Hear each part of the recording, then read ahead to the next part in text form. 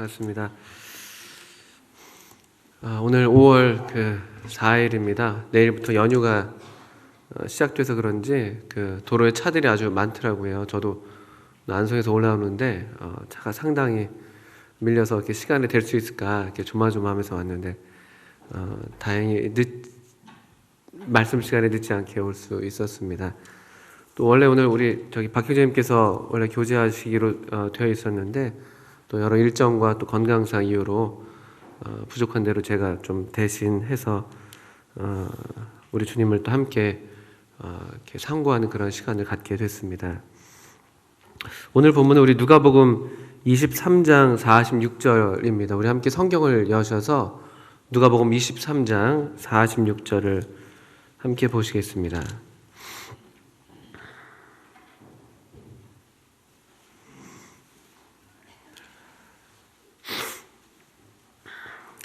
(23장) 44절부터 49절까지를 같이 읽어도 좋을 것 같습니다. 누가복음 23장 44절부터 49절입니다. 제가 찾으신 줄 알고 제가 한번 이렇게 소리내서 읽겠습니다. 우리 성도님들도 함께 이렇게 살펴주시면 감사하겠습니다.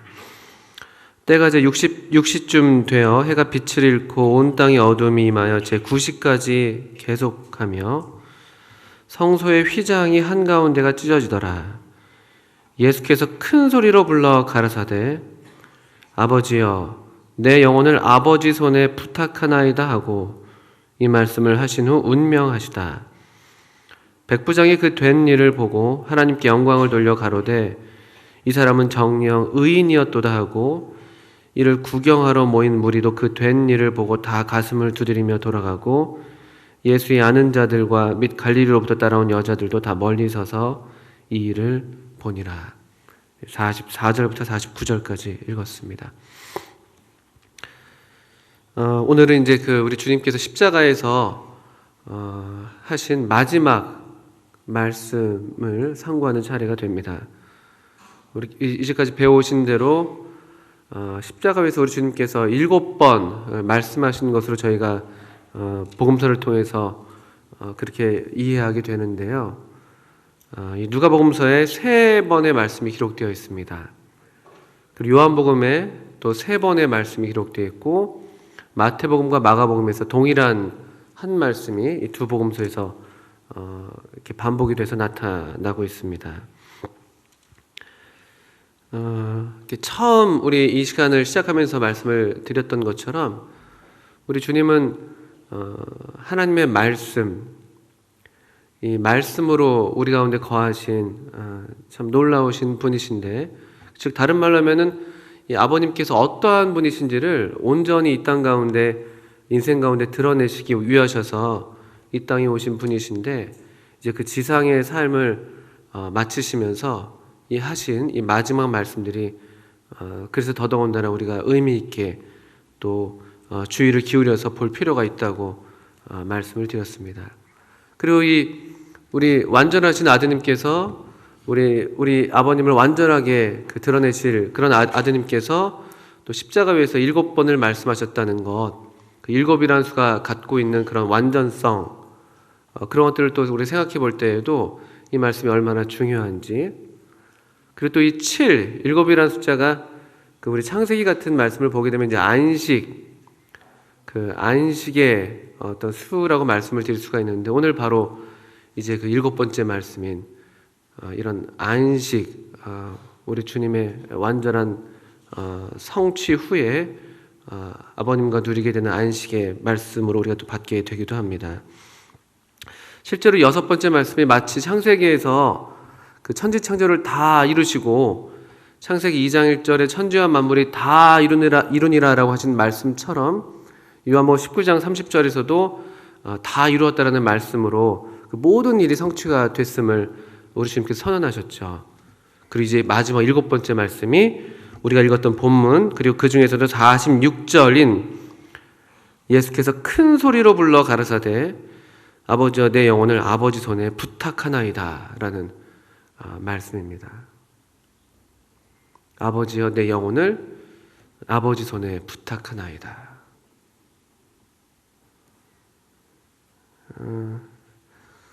이게 사실 저로서는 참 어려운 말씀입니다. 제가 이와 같이 우리 아버님을 완전하게 어떤 의탁한다고 할까요? 또 아버님께 온전히 저 자신을 맡기는 것이 무엇인지 제가 잘 알지 못합니다. 또 그렇게 사는 삶이 어떤 삶인지 저도 이렇게 지금 배워가고 있는 중이어서 이같이 우리 주님께서 하신 것처럼 아버님께 우리의 영혼을, 우리의 생명을 맡겨드리는 이런 어떤 고백, 또 이 같은 어떤 신앙의 태도, 또 특별히 이제 이것은 이제 인생의 마지막 순간에 하신 말씀이잖아요.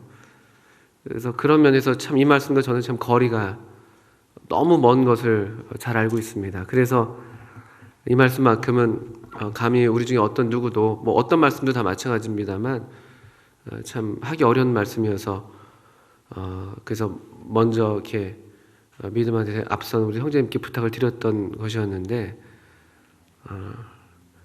어찌된 이유인지 감당하기 어려운 말씀입니다만 그러나 다시 또 저도 또 저 자신을 살피면서 또 교훈을 받은 대로밖에 말씀을 드릴 수가 없겠습니다. 저는 먼저 이 46절 말씀을 보면서 예수님께서 큰 소리로 불러 이렇게 되어 있습니다. 그러니까 아주 큰 소리로 외치셨다는 그런 말씀이죠. 이 말씀을 통해서 먼저 하나 생각이 됐던 부분은 우리 주님은 우리 마태복음 12장 19절 같은 말씀 보시게 되면요. 우리 주님이 얼마나 온유하고 또 겸손하시고 특별히 자기 자신에 대해서는 얼마나 참 잠잠하신 분이신지 구약 성경의 이사야서에서 예언된 말씀을 인용하시면서 하나님께서 택하신 종, 하나님께서 기뻐하시는 사랑하는 종은 어떤 종인가 할 때 마태복음 12장 19절에 이런 말씀이 생각이 납니다. 그는 다투지도 아니하고 들레지도 아니하리니 아무도 길에서 그 소리를 듣지 못하리라. 상한 갈대를 꺾지 아니하며 꺼져가는 심지를 끄지 아니하기를 심판에 이길 때까지 하리니. 이런 말씀이 있는데요. 주님은 참 부드럽고 조용하신 일반적인 면에서 성품에 있어서 그런 분을 우리가 이렇게 알게 됩니다. 그리고 여기 마태복음 12장 19절 제가 읽어드렸던 말씀에서는 그분은 자기 자신을 위해서는 어떤 다투시거나 들랜다라고 되어 있는데 이제 소리를 막 크게 지르시는 것이죠. 그런 분이 아니시라는 것이죠.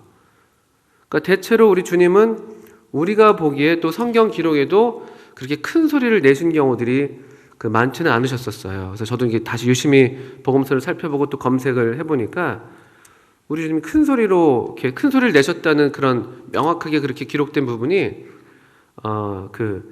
소위 이제 공생애라고 그러죠. 지상생애에서는 요한복음 11장에서 이 죽은 나사로를 향해서 부르실 때 나사로야 나오너라 라고 하실 때 그때 큰 소리로 말씀하셨다는 그런 기록이 있습니다.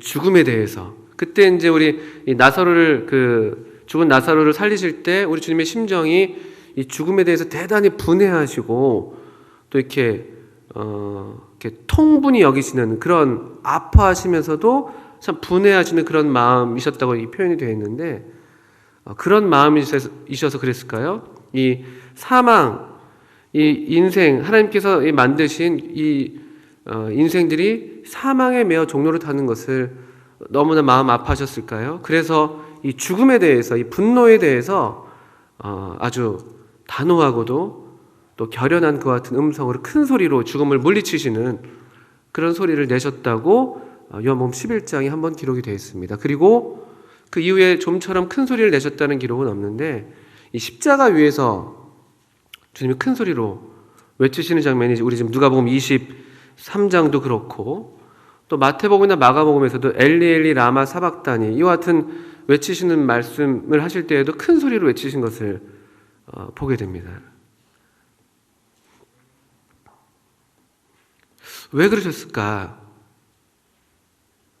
엘리 엘리 라마 사박다니 나의 하나님 어찌하여 나를 버리셨나이까? 이것은 역시 제가 분별해 볼 때 이 나사로를 향해서 죽음을 향해서 느끼셨던 그 같은 분노와 애통하시는 마음이 그분으로 그렇게 큰 소리를 내게 하셨던 것과 유사하게 지금 자신이 친히 죄가 되셔서 친히 죽음을 경험하고 계시는 이 고통, 이 아픔, 이것이 우리 주님으로서도 참으로 그 감당하기 어려우신 그 같은 일이셨기 때문에 또 큰 소리로 아버님께 그런 간절한 그런 아픈 부르짖음을 부르짖지 않으셨는가라는 생각을 하게 되고요. 그리고 우리 지금 오늘 본문에서 이 말씀 같은 경우는 특별히 사실은 아버님께 하시는 말씀으로서 내 영혼을 아버지 손에 부탁하나이다라는 이 전반적인 내용의 분위기를 볼 때는 굉장히 속삭이면 참 어울릴 만한 그런 말씀이지 않습니까? 굉장히 임종을 앞에 둔 어떤 한 사람이 헐떡이는 소리로 조용히 겨우 이 같은 소리를 낼 것만 같은데 이 말씀을 통해서 우리가 보게 되는데 우리 주님은 전혀 그렇지 않으셨습니다. 충분히 큰 소리를 내실 수 있을 만큼 어떤 면에서 또 기력이 한편으로는 있으셨던 거고요. 한편으로는 너무나 당하신 순환과 고통으로 온몸이 상하셨다면 또 한편으로는 여전히 이 하나님의 말씀, 또 우리가 들어야 될 이 십자가 곁에 있는 사람들, 또 이 성경 말씀을 보고 있는 우리가 들어야 할 말씀으로 또 이 말씀을 크게 외치신 것이 아닌가. 내 영혼을 아버지 손에 부탁합니다. 모든 이 인생, 누구나 피할 수 없는 이 죽음이라는 문제 앞에 서게 될 이 모든 사람이 반드시 듣기를 원하셨기 때문에 이 마지막 순간에 우리 주님께서 힘을 다하셔서 이같이 큰 소리로 바로 이와 같은 주님의 기도를 우리에게 들려주신 것이 아닌가라는 생각이 듭니다. 즉 우리 역시 이 죽음의 문제 앞에서 우리가 이 주님과 같은 죽음을 감히 그렇게 죽을 수는 없겠습니다만 우리 역시 우리가 원하는 때든 원치 않는 때든 죽음을 만나게 될 때 이 아버지 손에 우리 영혼이 맡겨져야만 한다는 것이죠. 아버지 손이 우리 영혼을 붙들지 않으시면은, 보호하지 않으시면은 우리로서는 너무나 감당하기 어려운 그와 같은 죽음 이후의 심판이 있다는 것을 우리로 알게 하시는 게 아닌가 생각하게 됩니다. 사실 우리 주님의 죽으심은 독특하십니다. 우리 이 사람에게 있어서는요, 히브리서 9장 27절에 나오는 말씀처럼 한 번 죽는 것은 사람에게 정하신 것이요, 그 후에는 심판이 있다고 말씀하시죠. 이게 우리가 겪는 죽음입니다. 우리 인생의 죽음은 이와 같은 것이죠. 죽음이 끝이 아니고 죽음 이후에 엄연한 또 두려운 심판이 있다는 것인데, 근데 우리 주님의 죽으심은 어떤 면에서 또 다른가라고 보면요, 사람은 죽고 나서 심판을 받는데 주님은 사실은 심판을 다 받으시고 심판을 다 견뎌내시고 이 아버님의 뜻을 온전히 성취하시고 그리고 이제 죽음을 맞이하고 계시는 것이잖아요. 주님은 죽으신 다음에 심판을 겪으실 이유가 없으십니다.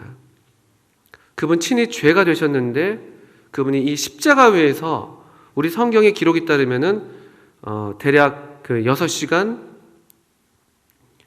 또는 조금 더 이렇게 밀도 있게 얘기한다면 3시간 그 하나님께서 침묵하시고 온 땅이 어둠으로 덮였던 그 3시간 동안 모든 하나님의 이 진노와 심판을 다 견뎌내셨죠.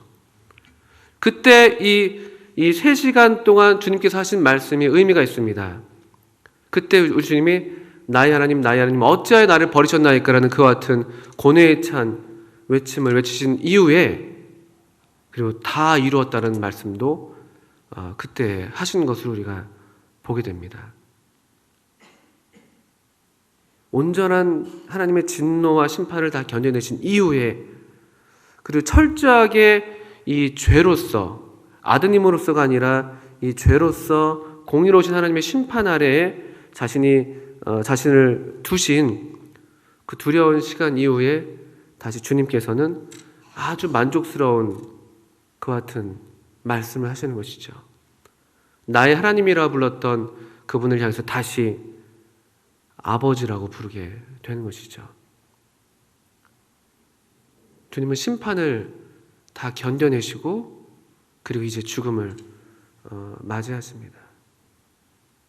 그리고 자신의 영혼을 기꺼이 또 너무나 안정된 심령으로 또 너무나 만족스럽고 또 안심하시는 그와 같은 심정으로 아버지여 내 영혼을 아버지 손에 부탁합니다라고 말씀하시는 이 완전히 이루신 성취하신 또 그래서 만족해 하신 우리 주님의 심정이 여기 있는 것이 아닌가 이렇게 생각이 듭니다. 그런 면에서 우리가 이 주님께서 이와 같이 아버지 손에 자신의 영혼을 부탁하셨다면은 우리는 얼마나 더 우리의 영혼이 그분의 손에 보호를 입어야만 안전한지 또 이것이 하나의 우리에게 좋은 또 우리 신앙의 본으로서 우리 주님께서 먼저 우리에게 들려주시기를 원하셨던 기도가 아니었나 생각이 듭니다. 사실 우리 성도님들 다들 아시겠습니다만 어제 오늘 지금 제가 좀 슬픈 소식들을 계속 듣고 있습니다. 제 마음이 참 무겁죠. 우리 성도님들의 가족들이 이렇게 주님께로 또 세상을 떠나셨다는 얘기들을 듣게 되는데 과연 이와 같은 기도 가운데 가셨다면 정말 참 감사한 일이 되는 것이죠. 또 우리가 그러기를 바라는 것이고요. 또 우리 역시 어느 생애 순간에 우리가 예기치 못한 때 얼마든지 이와 같은 순간을 맞닥뜨리게 될 텐데 우리가 지금 경험하는 것처럼요. 우리가 살아서도 우리가 우리 자신을 돌볼 수가 없고 우리 자신을 지킬 수가 없는데 근데 이 세상을 떠나고 나서 더더군다나 우리가 우리 자신을 지킬 수가 없죠. 돌볼 수가 없죠. 얼마나 우리가 아버지 손에 우리의 영혼이 붙들려 있어야 되는지 다시 한번 좀 생각을 하게 됩니다. 우리 중에 어느 누구도 이와 같은 기도 없이 그렇게 세상을 떠나는 분이 없게 되시기를 바라고 또 저 역시도 참 만족스러운 마음으로 또 이와 같은 고백으로 이와 같은 기도로 또 그 순간을 맞이할 수 있으면 좋겠다라는 생각도 듭니다. 잠깐 손을 여기다 넣으시고 민수기 성경을 한번 봐주시면 감사하겠습니다. 민수기 23장인데요. 성경에 이런 말씀이 있는 게 참 흥미롭습니다. 민수기 23장 10절 말씀입니다. 이 선지자 발람, 이교의 선지자죠. 그래서 우리 이스라엘 백성을 저주하도록 고용받은 선지자였는데 그런데 감히 하나님의 백성을 저주할 수 없도록 하나님께서 보호하시고 도리어 발람으로 하나님의 백성들을 축복하게 하는 그런 말씀을 하나님께서 노래로서 증거하게 하시는 장면이 23장 7절부터 나오는데요. 그 중에 10절에 이 발람이 이스라엘 백성을 보면서 자기 자신의 소망을 이와 같이 밝힙니다. 23장 10절인데요. 야곱의 티끌을 네 능히 계산하며 이스라엘 4분의 1을 네 능히 계수할고 그 다음 보세요. 나는 의인의 죽음같이 죽기를 원하며 나의 종말이 그와 같기를 바라도다. 이 발람,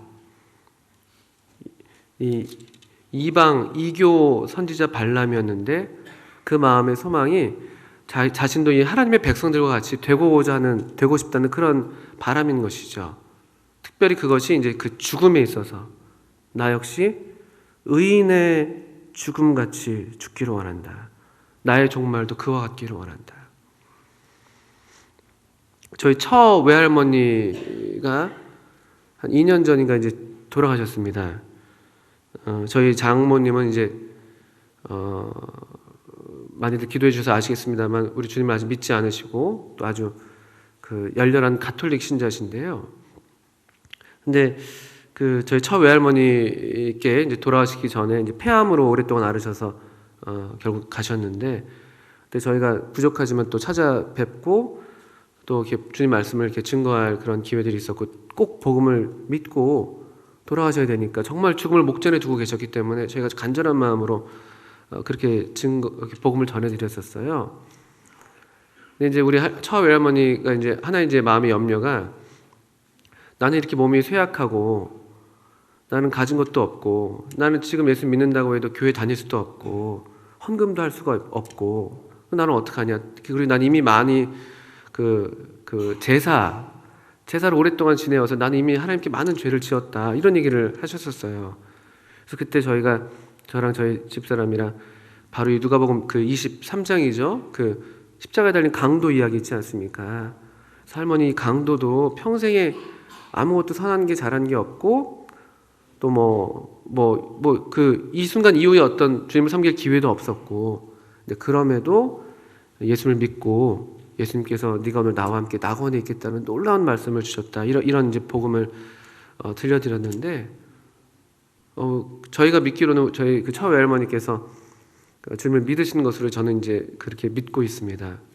그때 이런 말씀을 드렸을 때 할머니께서 무릎을 꿇고 기도하셨어요. 누워 계시던 분이 무릎을 꿇고 기도하시고 하나님 아버지 감사합니다 그러셨어요.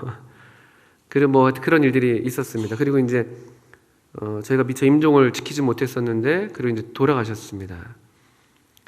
근데 저희 믿지 않는 저희 장모님께서 할머니가 돌아가신 것을 제일 먼저 발견하셨는데 그 얘기를 종종 하시는 거예요. 얼마나 얼굴이 고운지 몰랐다.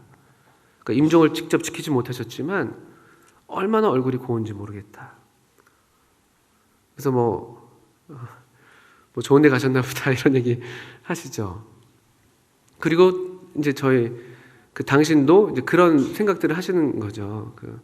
또 저희 장인어른 같은 경우는 뇌출혈로 오랫동안 지금 알아 계시는데 그러니까 죽음을 생각하고 계세요, 요즘에요. 근데 우리 모두가 다 그렇지 않습니까? 우리가 어떤 사람이든, 죽음을 부정하는 사람이든, 죽음 이후에 이 하나님의 심판과 영원 세계를 부정하는 사람이든, 결국 죽음이 다가올수록, 또 죽음이 정말 나의 문제라는 것을 우리가 알게 될수록 나도 의인의 죽음 같은 죽음을 죽기를 원한다. 이게 다 우리 모두의 사실은 본능이죠, 본능. 우리가 다 알고 있죠. 또 우리 주님 과연 이 말씀에 가장 적합한 본을 보이셨습니다. 아버지여, 내 오늘 아버지 손에 부탁합니다.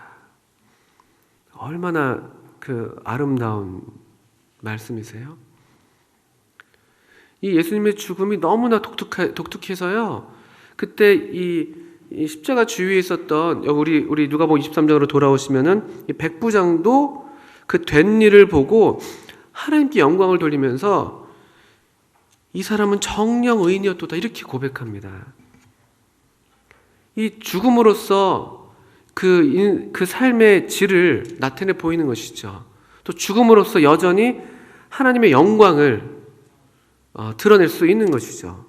세례 요한을 향해서도 그가 어떠한 죽음으로 하나님께 영광을 돌릴 것을 예언이 되어 있었는데 그 말씀 그대로 또 그렇게 하나님께 영광을 돌리는, 주님께서 너무나 놀라운 본을 우리에게 보이셨습니다. 어떻게 그러면 이렇게 우리 주님께서는 이 하나님의 영광을 돌리는 그 모든 죽음의 과정 가운데 이 십자가는 또 어떤 면에서 독특한 면이 있는지, 또 우리는 어떻게 그래서 우리도 우리 주님과 같은 그런 인생을 살고 또 마무리할지 생각을 하게 되는데요. 23장 46절에 우리 주님께서 이제 큰 소리로 하신 말씀, 다시 우리가 주목할 말씀은 아버지입니다. 아버지요. 주님이 죄가 되셔서 하나님의 심판을 받으시는 그 순간만큼은 나의 하나님이라고 부를 수밖에 없으셨다면, 이제 여기 다시 이 완전한 그 심판을 감당하신 이후에 다시 이 하나님과 이 아버님과의 이 친밀한 교제 가운데 계신 우리 주님을 보게 됩니다. 우리 주님의 공생에는 아버지로 시작하셔서 아버지로 맞춰지십니다. 이것이 우리 공생의 주님의 생의 마지막 말씀이라면요. 물론 부활하신 후에 또 제자들과 더불어서 여러 말씀들을 나누셨습니다만 우리 주님은 지상에서 우리가 어떠한 삶이 정말 참으로 의로운 삶인지 하나님께 영광이 되는 삶인지를 보여주셨는데 바로 이 아버지와의 교제입니다. 아버지께서 하라고 하신 일을 다 이루셨죠. 주님이 우리 성경에서 제일 처음 주님의 말씀이 기록된 말씀이 무엇인지 혹시 아십니까? 저도 참 이번에 새롭게 배웠습니다. 주님이 처음 지상에서 입을 여셔서 하신 말씀으로 기록된 말씀. 누가복음 2장 19절이더라고요. 누가복음 2장인데 한번 보시겠어요? 누가복음 2장. 이 어린 시절 우리 주님의 그 장면을 기록한 내용이죠. 2장 49절이요. 19절이 아니라. 이게 우리 주님이 처음 하신 말씀으로 기록된 이 성경 말씀입니다. 주님께서 실제 공적인 설교를 시작하신 말씀은 보통 우리가 산상 설교로 얘기할 수 있겠습니다만, 이 2장 49절에 이렇게 12살 되신 우리 주님께서 하신 말씀이 기록되어 있어요. 그러니까 그 아버지랑 부모가 이제 아이야 어찌하여 우리에게 이렇게 하느냐라고 하면서 좀 약간 타박을 주죠. 그러니까 주님께서 이렇게 말씀하십니다. 49절이죠. 예수께서 가라사대 어찌하여 나를 찾으셨나이까 내가 내 아버지 집에 있어야 될 줄을 알지 못하셨나이까. 이 아버지 집, 주님의 입에서 처음 나온 말씀으로 기록된 말씀은 누가복음 2장 49절입니다. 아버지. 주님이 이 메시아로서 어떤 공적인 자신의 직임을 자각한 때가 아마 이때가 아니었냐라고 보통 얘기를 합니다. 그때 주님께서 그 자각과 더불어서 반드시 주님의 어떤 그 필연적으로 주님께서 이제 가지셨던 하나의 의식이랄까요? 바로 아버지. 하나님이 아버지시다. 하나님 아버지.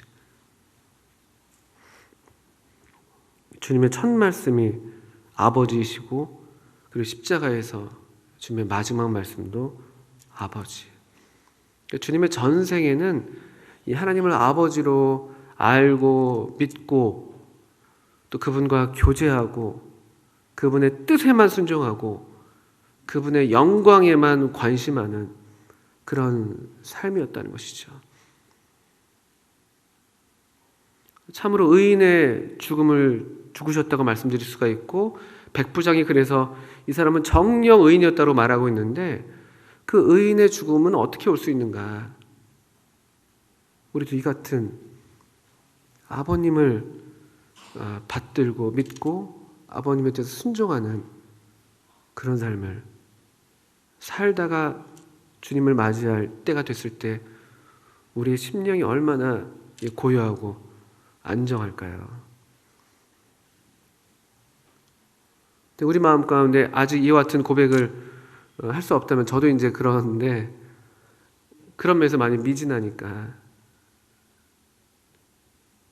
아버님 그 말씀에 온전하게 순종하지 못한 면이 많이 있는데 좋으면서도 또 죄송하고 또 빨리 뵙기를 바라면서도 또 한편으로는 조금 더 시간이 있으면 좋겠고 여러 가지 이제 우리 마음들이 있지 않습니까? 근데 주님은 이런 아버님을 믿고 의식하고 아버님과 교제하시면서 아버님 뜻에 순종하시면서 사셨었고 마침내 십자가에서 다 이루셨다는 말씀으로 온전한 순종을 나타내시고 선언하시고 그리고 이제 참 아버님께 자신을 온전히 의탁하시는 그런 아름다운 우리 모습을 보게 되는 것이죠. 주님의 첫 설교라고 얘기할 수 있는 공적인 설교로서 그 산상 설교죠. 그 마태복음 5장부터 7장에 거기서도 우리 주님께서는 하나님을 가리켜서 아버지, 하늘에 계신 너희 아버지, 천부께서 이 하나님을 아버지라 부른다는 것은 대단한 당시로서는 생각할 수 없는 아주 커다란 충격적인 선언이었습니다. 그래서 사람들은 신성모독의 죄로 우리 주님을 여러 번 죽이려고, 돌로 쳐 죽이려고 했었죠. 나와 아버지는 하나다라는 말씀도 그랬고요. 근데 주님은 항상 하나님을 아버지로, 또 주님의 마지막 설교라고 할 수 있는, 특별히 제자들에게 이제 주님께서 이제 특별하게 설교하셨던 우리 다락방 뭐 강화라고 하는 요한복음 14장부터 16장까지의 말씀에서는요, 아버지라는 호칭이 45번 나온답니다. 아까 산상수훈에서는 17번, 그리고 마지막 설교에서는 45번 아버지. 그리고 이 십자가에서 7번의 말씀 가운데에도 아버지여 저희의 죄를 사하소서. 아버지여 내 오늘 아버지 손에 부탁하나이다. 이와 같은 삶, 주님이 이런 삶을 사셨고 이런 삶을 사시다가 아버님의 뜻을 온전하게 이루시고 이제 십자가에서 자신을 아버님께 내어드리고 있습니다. 또 이 말씀에서 두 번째로 우리가 주목할 만한 또 표현은요, 아버지여라는 말씀 이 다음에 내 영혼.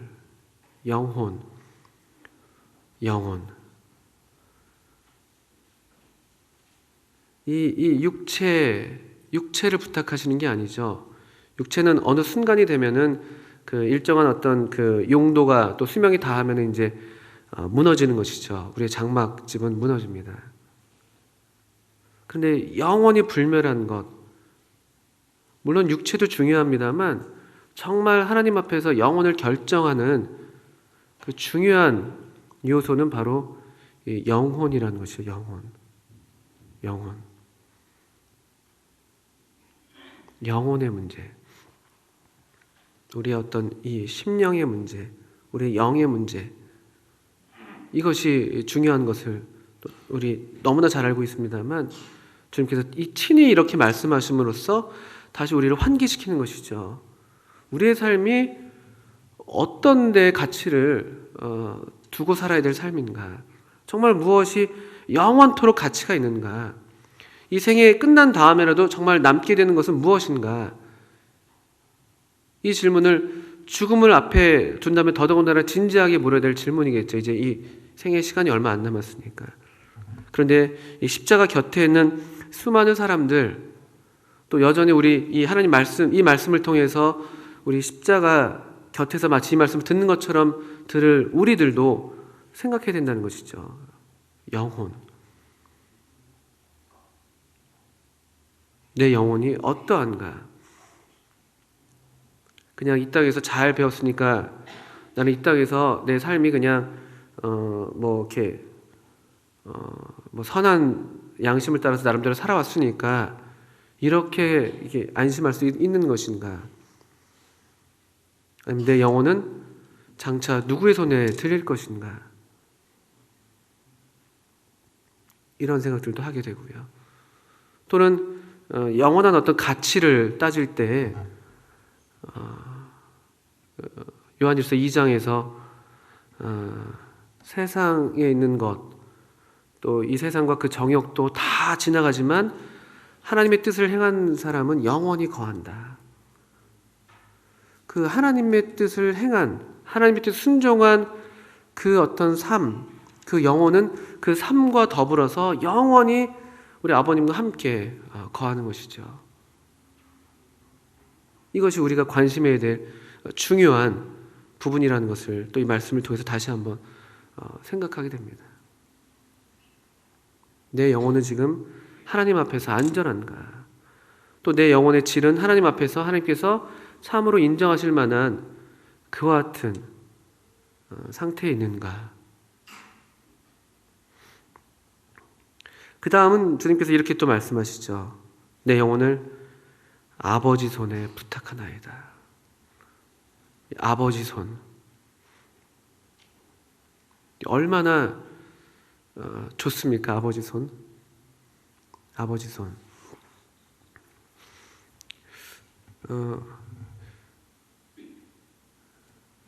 아버지 손에 대한 기억들이 있으신가요? 아버지 손.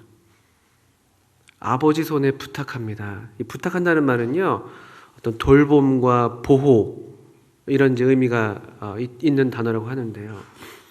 아버지 손에 우리 영혼이 우리가 붙들려 있는 것 얼마나 안전해요. 아버지 손. 요한복음 10장 28절에서 주님께서 이렇게 말씀하시죠. 그 아버지 손이 직접 언급된 말씀이 요한복음 10장에 나옵니다. 한번 직접 찾아서 한번 같이 읽어보셔도 좋겠습니다. 10장 28절 내가 저에게 영생을 주노니 영원히 멸망치 아니할 터이요 또 저희를 내 손에서 빼앗을 자가 없느니라. 29절 저희를 주신 내 아버지는 만유보다 크심에 아무도 아버지 손에서 빼앗을 수 없느니라. 나와 아버지는 하나이니라. 누구의 손에 붙들리는가의 문제죠.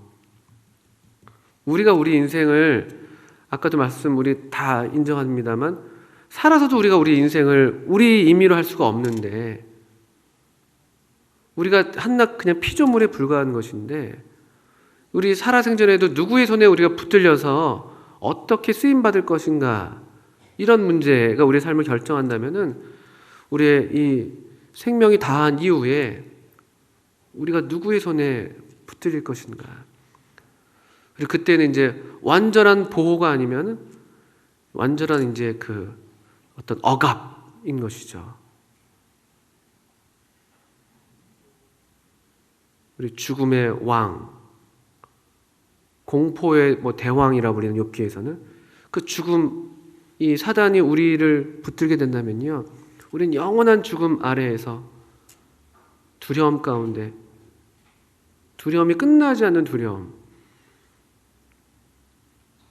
영원히 고통한다면요, 반면에 우리가 아버지의 손에 붙들려 있다면요, 우리의 영혼이 얼마나 안전하고 얼마나 복될지, 그게 우리의 소망인 것이죠. 그래서 비록 우리의 삶이 지금 제 삶이 그런데 많이 여러 면에서 부족하고 또 아버님 뜻에 여러 면에서 순종하지 못한 부분이 많다 할지라도 이 아버님의 손으로 저를 붙드신다는 이와 같은 약속의 말씀이 우리를 얼마나 안정케 하고 얼마나 우리에게 복된 약속의 말씀인지 모릅니다. 아버지 손에 부탁한다. 또 우리 지금 그 전까지, 바로 이 직전까지 이 하나의 대조가 나타나는 것인데요, 죄인의 손에 계속 붙들려 계셨습니다. 참 이 권세자께서 모든 것을 다 주관하시는 이 천지를 주관하는 손을 갖고 계신 권세자께서 일시적으로 이 죄인의 손에 지금 유린당하고 계셨던 것을 우리가 보게 됩니다. 예를 들면은 우리 누가복음 23장 우리 본문의 다음에 24장 보면요, 주님께 대한 예언의 말씀은 이런 말씀들이었습니다. 24장 5절을 보시면요,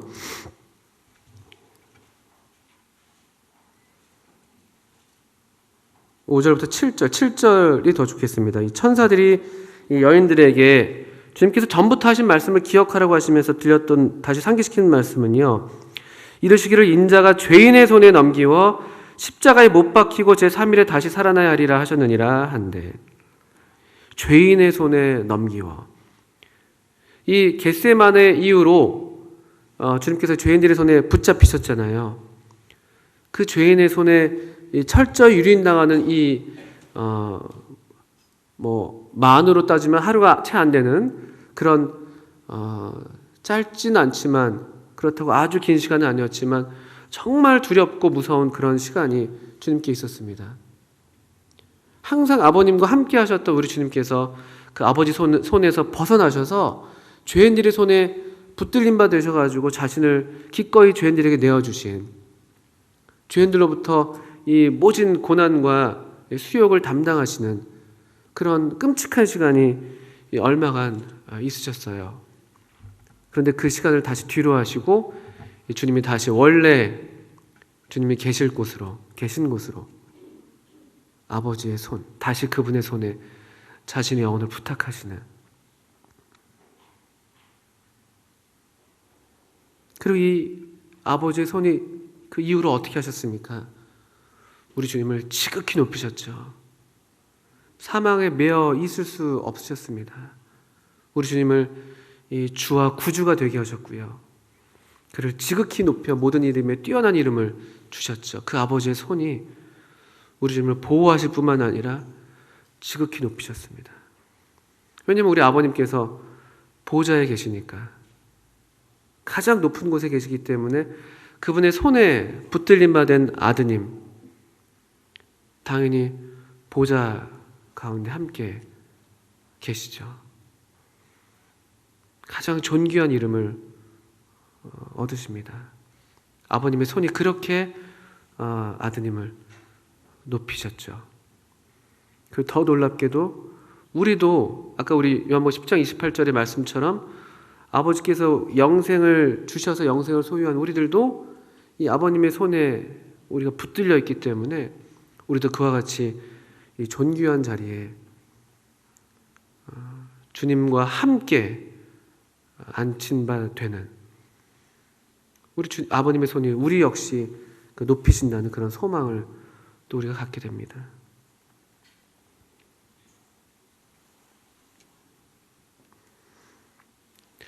내 영혼을 아버지 손에 부탁하나이다.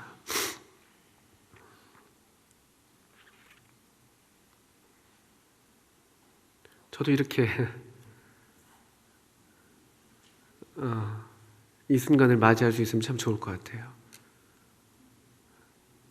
후회 없이 기쁨 가운데, 또 우리가 다 알고 믿는 바로 우리 거듭난 성도들에게는 죽음이 아니잖아요. 하나의 관문이잖아요. 우리의 영원한 집으로 들어가게 하는 하나의 관문이잖아요. 정말 아버지 집으로 들어가게 되는,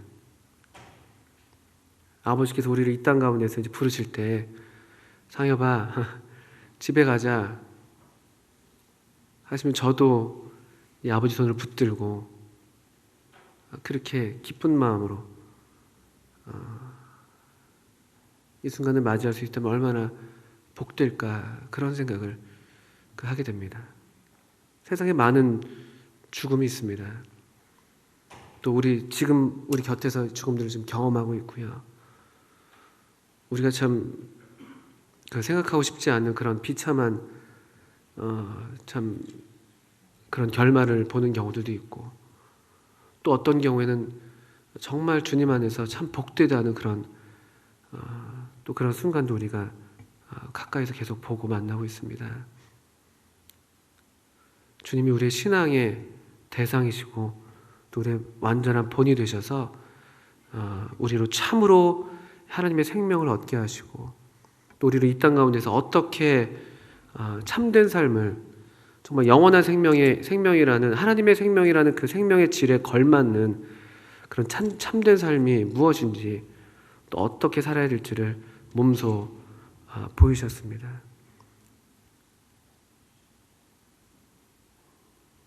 부족하지만 또 이 주님을 바라고, 또 믿음의 주여 온전케 하시는 우리 예수님이라고 말씀하셨으니까, 또 우리 믿는 도리의 사도시며 대제사장이신 우리 예수님을 깊이 생각하면서, 또 주님께서 먼저 이루신 이 같은 완전한 성취, 순종, 또 승리를 우리 것으로 삼아서 더욱 우리의 남은 생에도 아버님 뜻에 참 걸맞는, 또 아버님의 영광을 드러내는 그런 삶이 되고, 또 그런 죽음이 되면 좋겠습니다.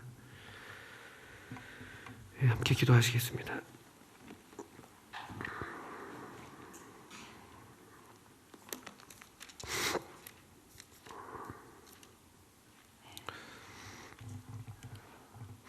하나님 아버지, 참 귀하신 아드님을 저희 가운데 보내셔서 참 우리 아버님을 온전히 드러내시고, 또 아버님의 뜻을 온전히 성취하셔서 기꺼이 자신의 생명을 내어주신 놀라운 순종의 삶을 저희가 수요 집회 때 이렇게 상고하게 하시는 은혜를 감사를 드립니다. 지금 저희로 계속 주님을 바라게 하시고 또 우리 주님의 어떠하심을 본받게 하시고 또 우리 주님이 참으로 우리 마음 가운데 또 우리의 이 생애 가운데 주가 되게 하셔서 저희의 남은 생애도 참 낭비 없는 삶이 되게 하시고 참 아버님을 참 기쁘시게 하는 삶이 되게 하시고 또 그래서 우리가 참으로 바라는 바 주께서 우리를 아버님의 집으로 부르실 때 저희도 참 즐거운 마음으로 참 감사한 마음으로 또 안정된 심령으로 또 아버님 앞에 참 나아갈 수 있도록 저희들을 도와주시기를 기도합니다. 주님의 은혜에 저희 자신을 부탁드립니다. 또 참 저희 믿음을 계속 강건하게 해주시고 또 피차 계속 이 같은 믿음으로 격려하여 참 주님의 영광을 드러내는 그런 몸된 교회가 되게 해주시기를 기도합니다. 예수님의 이름으로 감사하며 기도합니다. 아멘. 네, 고맙습니다.